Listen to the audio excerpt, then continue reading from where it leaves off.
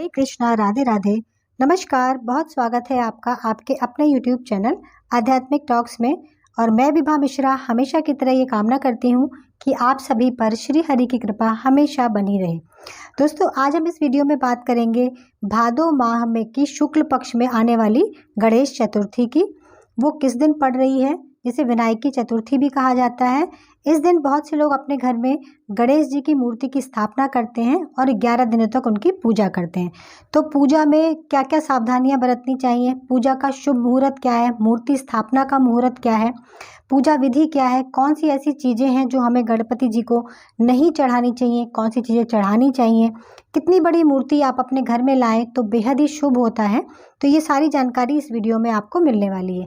यदि आप मेरे चैनल पर पहली बार हैं तो आपसे अनुरोध है कि आप चैनल को सब्सक्राइब करिएगा और जानकारी आपको पसंद आए मेरी तो आप इसको शेयर भी कीजिएगा और लाइक कीजिएगा। तो वीडियो को शुरू करते हैं, समय को बिल्कुल गंवाते ना हुए। देखिए, विनायकी चतुर्थी जो है भादो माह में जो शुक्ल पक्ष में चतुर्थी आती है उसे विनायकी चतुर्थी कहते हैं, जो इस बार 19 सितंबर को पड़ रही है। देखिए, गणेश जो चतुर्थी है, तिथियों का बहुत ज़्यादा कन्फ्यूज़न बहुत दिनों से चल रहा है। तो आप ये देखेंगे कि जो चतुर्थी होती है उस दिन तीज ही लिखी रहती है। चतुर्थी का व्रत तीज में ही पड़ जाता है। तो तीज, इस बात से कंफ्यूज ना हो आप।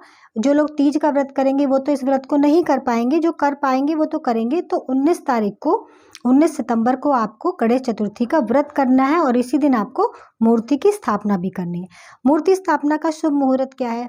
देखिए, मूर्ति स्थापना का जो मुहूर्त है पूजा का, वो 10:50 से 12:52 के बीच का है। उसके बाद 12:52 से 2:56 तक का है। तो मतलब 10:50 से आप 2:56 तक कभी भी मूर्ति की स्थापना अपने घर में कर सकते हैं। घर में भी करते हैं या बाहर पंडाल में करते हैं, तो किस तरीके की मूर्ति आप घर में रख सकते हैं और कौन सी मूर्ति आपने घर में नहीं रखनी चाहिए।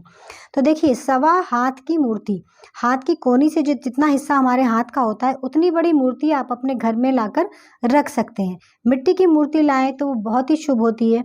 बहुत से लोग अपने घर में छोटी हल्दी की गणेश जी बनाकर भी स्थापित करते हैं। तो इतनी बड़ी मूर्ति तो आप अपने घर में रख सकते हैं। अन्यथा अगर आप बड़ी मूर्ति की स्थापना करना चाहते हैं तो आप जो है घर के बाहर द्वार हो या आपकी कोई सार्वजनिक जगह खाली हो तो वहाँ पे पंडाल वगैरह की व्यवस्था करके छोटे, तो वहाँ पे आप उसको जो है स्थापित करें। घर में जो है सिर्फ 1.25 हाथ की मूर्ति ही आपको रखनी चाहिए। अब बात करते हैं कि आपको कहाँ रखनी चाहिए घर में। देखिए, घर में अगर सुरक्षित जगह हो, कहीं पर जहाँ पर आना जाना ज़्यादा ना हो, ऐसा ना हो बहुत लोग जो है मूर्ति को हॉल में स्थापित कर देते हैं, वहीं से जाना आना लगा रहता है, जूते चप्पल लेके जाते हैं। तो ऐसी जगह पर गणेश जी की मूर्ति की स्थापना नहीं करनी चाहिए। एकांत जगह हो, अलग कमरा मंदिर का हो, तो उसमें आप पाटा बिछाकर उसके ऊपर पीला कपड़ा बिछाइए, उस पर गणेश जी की मूर्ति को स्थापित करना चाहिए। अब बात करते हैं कि गणेश जी की मूर्ति को क्या क्या हम चढ़ाएं। गणेश जी की मूर्ति को आप स्थापित करने के बाद एक कलश रखा जाता है। कलश जो है मिट्टी का भी हो सकता है, तांबे का हो सकता है, पीतल का हो सकता है। आप एक बड़ा पात्र जो है ले लीजिए, उसमें पानी भरिए, उसके मुख पर कलावा बांधा जाता है, घट बांधा जाता है कहते हैं। घट बांधने के बाद उस कलश में एक चांदी का या सादा सिक्का, एक छोटी सुपारी, एक हल्दी की गांठ और अक्षत यानी बिना टूटे चावल वो डाले जाते हैं। उसके ऊपर आप दीप प्रज्वलित करिए। दीप भी जलाते हैं, देव की पूजा है तो दीप जला सकते हैं। देवी की पूजा में नारियल रखना बेहद ज़रूरी होता है, तो आप जो है उसके ऊपर दीप जलाइए। अखंड ज्योत मत जलाइए, क्योंकि देखिए अखंड ज्योत जलाने के लिए एक व्यक्ति का वहाँ पे हर समय होना बहुत ज़रूरी होता है, एक आदमी वहीं लेटे बैठे। तो आप जो है जब सुबह शाम पूजा करें तब दीप जला लें। जो भी गणेश जी की स्तुति करें, आरती करें, उस समय में आप दीप प्रज्वलित कर दीजिए और शाम के समय में कर दीजिए। उसके बाद जो है लाल फूलों की माला गणेश जी को पहनानी चाहिए। कलश पे भी लाल फूलों की माला पहनानी चाहिए। गणेश जी को दूर्वा अति प्रिय है, तो दूर्वा जो है ऐसी जगह की दूर्वा ढूंढिए जहाँ पे लोग चलते ना हो, पैर न लगता हो। तो आप ऐसी जगह से दूर्वा जड़ से उखाड़ कर, जिसमें 3 शाखाएं बनी हो, ऐसी जो है दूर्वा गणेश जी को जरूर चढ़ानी चाहिए। अगले दिन मंगलवार से बुधवार पड़ेगा तो बुधवार को दूर्वा जरूर चढ़ाइए। उन्हें मोदक पसंद है, घर में बने बेसन के लड्डू और फल वगैरह चढ़ाइए। गणेश जी की पूजा में लाई और बताशे का भोग भी लगाकर बांटा जाता है बाद में। जब आप फल का भोग लगाएं तो गणेश जी को साबुत लगाएं और बाकी जब बांटें तो उसको काट के बांटें। इन चीज़ों का आप ध्यान रखें।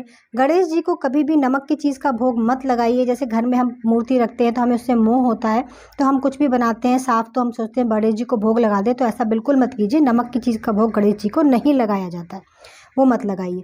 तुलसी दल कहते हैं गणेश जी को जो है नहीं चढ़ाई जाती, लेकिन गणेश चतुर्थी विनायकी चतुर्थी के दिन सिर्फ एक दिन गणेश जी को तुलसी जी का भोग भी अवश्य और अवश्य लगाया जाता है, तो आप ज़रूर लगाइए इस दिन। उसके बाद जो है गणेश जी की मूर्ति का जो है विसर्जन ज़रूर करना चाहिए। बहुत लोग होते हैं मूर्ति की पूजा करते हैं, उससे मोह हो जाता है तो उसे घर में रख लेते हैं, तो ऐसा बिल्कुल मत कीजिए। 11 दिन के बाद या 1 दिन के गणेश जी आप रखते हैं, 5 दिन के रखते हैं, तो उसे जाके विसर्जित कीजिए।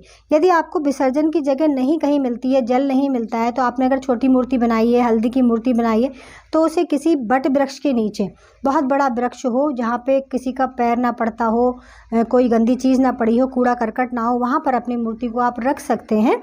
तो ऐसा भी आप कर सकते हैं। तो इस प्रकार से आप गणेश चतुर्थी की पूजा करिए और आप जो है मेरे चैनल को सब्सक्राइब करिए। जानकारी पसंद आए तो लाइक कीजिए। सभी को गणेश चतुर्थी की बहुत बहुत अनंत शुभकामनाएं।